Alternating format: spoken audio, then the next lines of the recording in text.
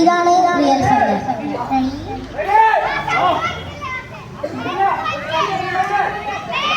വലിയ ആവേശത്തിലാണ് നമ്മുടെ തുടർന്നുകൊണ്ടിരിക്കുന്നത്.